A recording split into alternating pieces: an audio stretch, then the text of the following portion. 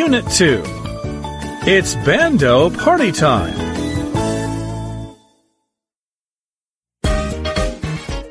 Reading.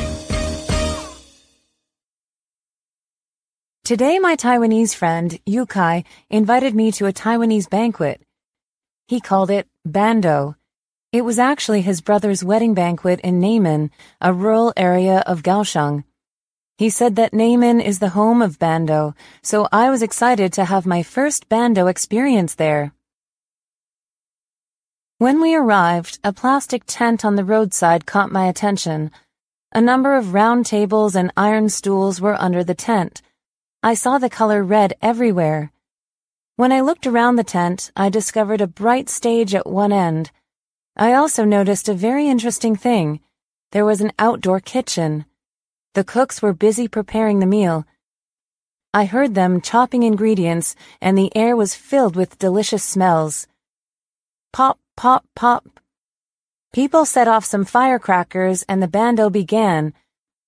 There were 12 dishes in total, and they were delivered to the tables one by one. These dishes were all decorated like beautiful works of art. Yukai told me that each dish usually has a special meaning. For example, the seafood platter means being together, and the chicken soup means starting a family. All of these dishes serve as a blessing to the newly married couple. During the meal, we watched the singers perform on the stage. Then, all of a sudden, a woman put some plastic bags on our table. I was surprised when the guests started to pack all of the leftovers into the bags. Yukai explained that guests could take food home from bandos. He also encouraged me to grab some of my favorite fried taro balls. In the United States, wedding banquets are often buffets, and people don't take any food home.